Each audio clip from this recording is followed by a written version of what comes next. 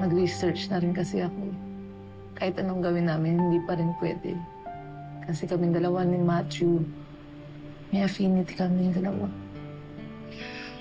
Ikit, nagkaroon kayo ng affinity ni Matthew before dahil kinasal si Tita May kay Tito William.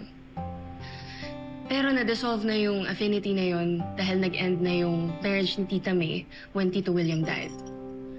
Which means, wala na kayong legal impediment kung sakaling magkatuluyan man kayo ni Matthew.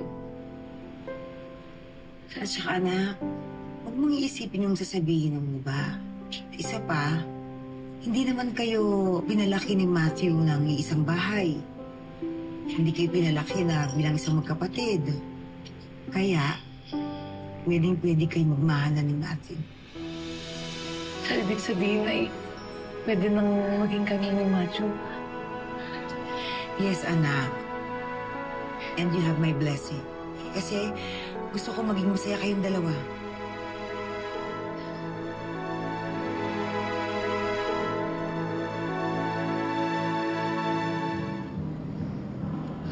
Does it feel good to be back? Oo naman. Sobra.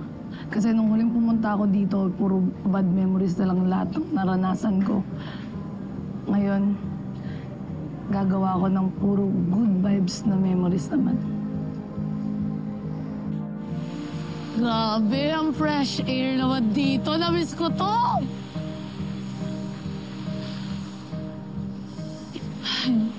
So, did you tell Matt that you're coming? Oo, nagsabi naman ako sa kanya na dadating tayo ngayon. Ewan ko, ba't wala pa? Pinagsisihan ko na hindi ko siya sinagot noon at nagpabebe pa ako. Hindi ko pa binigay yung matamis kong oo. Kaya nandito ako para sundan ang aking forever. Eh, anong sabi ni Matt? Ayun, hindi nag-reply. Ay, naku. Ay, wait lang ha. Mag-update lang ako sa mga tropa kong tunay. Wait lang. Ito. Ayan, shoutout nga pala. Ako ulit ang inyong binibining marikit. For today's video, nandito tayo sa Nagoya, Japan! Bakit ako nandito? Siyempre, pupuntahan ko ang aking jowable afam.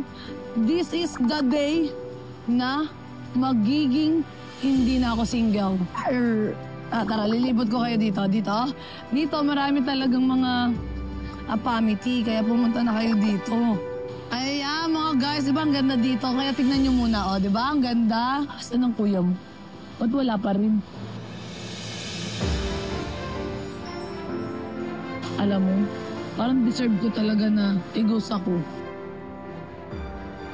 Pagiging totga ko na lang talaga yung kapatid mong apam.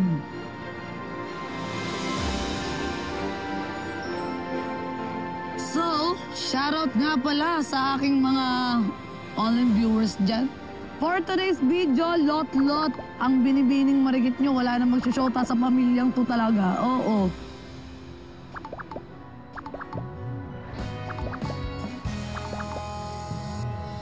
Ikaw ang binibini na ninanais ko, binibining marikit na dalangin ko. Ikaw ang nagbigay ng kulay sa aking mundo, sana ay panghabang buhay na ito.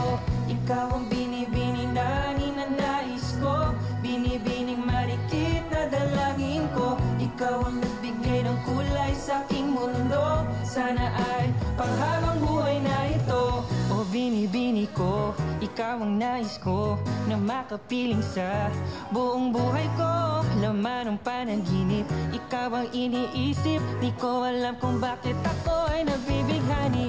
Sa tuwing ikaw ay napapadaan, mga mata ko ay kumikis na pagat. Korteng bote na katawan mo ay mga... Sorry if I kept you waiting. Okay lang yun, B. Ang importante, dumating ka. I love you. My binipinig, marikit. Mahal din kita, may Prince Charming kong apam. Para ko sa'yo'y hibang na to. Ikaw ang kahulugan ng salitang buhay.